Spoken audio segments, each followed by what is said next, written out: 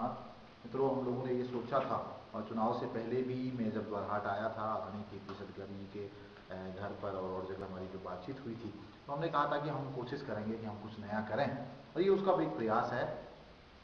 कल जब मैं परसों जब मुझे इधर को चलना था, कल को हमारे मंडल की बागेश्वर में बैठक है और कल पूरे मंडल की बैठक होनी है, तो जब मैं वहाँ पर प्लान बना रहा था तो मुझे लगा कि रास्ते में जितने भी विद्यालय हो सकते हैं, ब्लॉक हो सकते हैं, उन सबको मैं कवर करता हुआ चलूँ। कल मुझे मौका मिला, मैंने मनोस्थान बैठक की, विद्यासन बैठक की और फिर शाम को हमने चौक किया, ब्लॉक कार्यकारिणी की बैठक की। आज भी मुझे 3 ब्लॉकों की बैठक करनी है, इसलिए थोड़ा सा मैं माफ़ी चाहूँगा, मैं सबको सुनना चाहता था।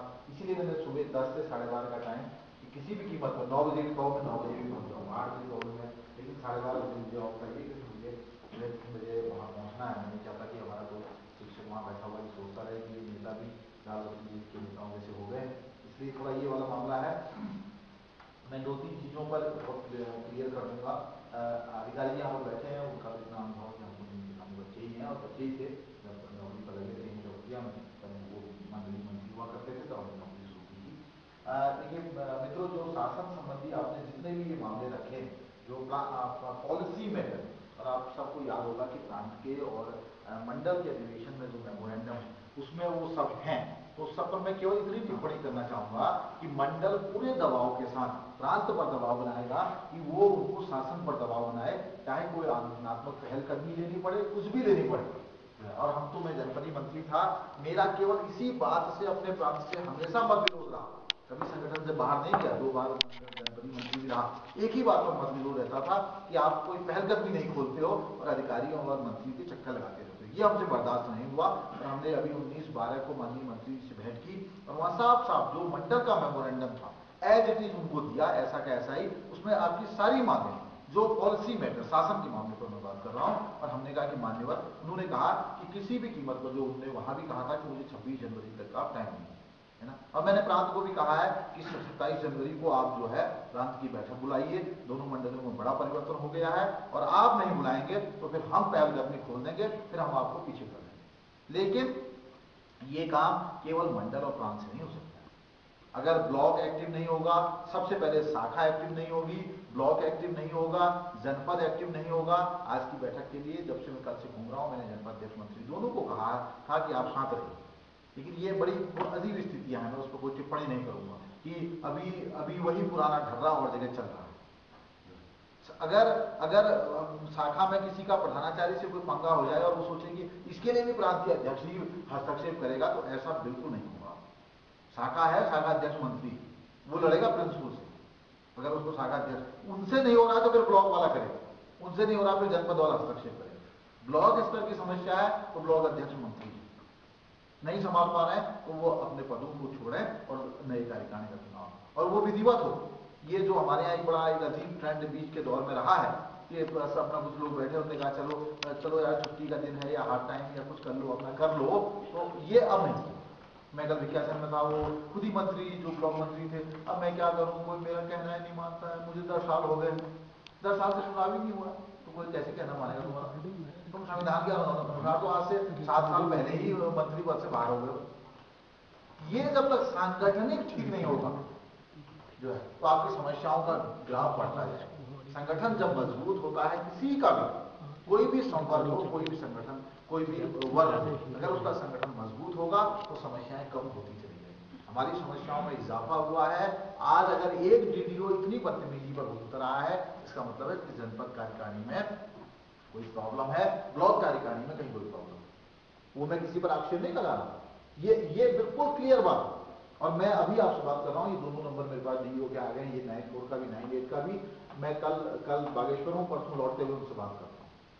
पहले तो जनपद को कहता हूँ कि वो बात करें, भाई ये जनपद का भी मामला है, मैं उस पर ऊपर से डायरेक्ट हस्तक्षेप करने के कभी पक्ष में रहा हूँ, अधिकारी जानते हैं, और ये मेरा वो भी नहीं है कि मुझे ऐसे हस्तक्षेप करना चाहिए। लेकिन मैं आपने जो बातें बताई, मैं जनपद को कहूँगा कि आप फौरन बात करें और हम कोशिश करेंगे कि परसों को मैडम को हम बुलाया जाए। अगर DO वहाँ किसी कारण से ऑफिशियल कभी होता है या और सुविधा है, वो कहीं जा रहे हैं, तमाम काम है, नहीं तो मैं बात बिल्कुल। और उस दिन फिर अभी मैं थोड़ी देर बात करता हूँ, नहीं तो त्रिपाठी जी को और आपके ब्लॉक अध्यक्ष मंत्री को भी हम ये कल चौकिया में भी आया है ये बात, और जो इस तरह की प्रॉब्लम हो रही है, जो मैं बिल्कुल आपको एश्योर कर रहा हूं, शासनादेश का पालन शासनादेश के तहत होगा 100%।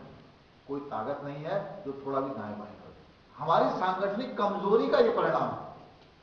अभी पांडे जी बोल रहे थे विनता के, और बोलते बोलते उन्होंने एक बहुत अच्छी बात कही, उन्हें सारी बातें अच्छी की। उन्होंने कहा कि वो उस मुद्दे पर हमारे विनता के ही शिक्षक मर गए, कुछ ने वो भर दिया, कुछ ने वो भर दिया। मैं किसी विद्यालय की आलोचना नहीं कर रहा। ये जो है कि हम अभी शाखाओं पर ही बटे हुए हैं। मैं कल चौकिया था, वहां इतना मतलब ऐसी ऐसी बातें मुझे लोगों ने बताई आपस की, या हर विद्यालय की लगभग एक कहानी है। ये कारण है, ये कारण है जिसमें प्रधानाचार्य राज कर जाता है, ये कारण है बीओ राज कर जाता है, ये कारण है कि ऊपर के अधिकारी राज कर जाते हैं। इसको थोड़ा सा हम लोगों को ठीक करते हुए और संगठन को मजबूत करते हुए, हमारे यहाँ बहुत दुर्भाग्यपूर्ण स्थिति, संगठन कहा जाता है, उन्होंने कहा अब अगर वो चिट्ठी आ गई फिर आप मंडल का अधिवेशन होने वाला, तो फिर करो, फिर 60-60 रुपए जमा करो। अरे शुल्क तो 100 रुपए, अरे वो शाखा और ब्लॉक को क्या करना है यार, 60-60 जमा करो, चलो कर लो, फिर कर लो, चलो। जैसे शाम को दिवालियों का अंतिम फंड लगने वाला होता है, और परसों को इलेक्शन है, आज 60-60 जमा करो। मतलब वो शाखा और ब्लॉक को कुछ समझते ही नहीं हम जो है, और उसका ये दुष्परिणाम होता है।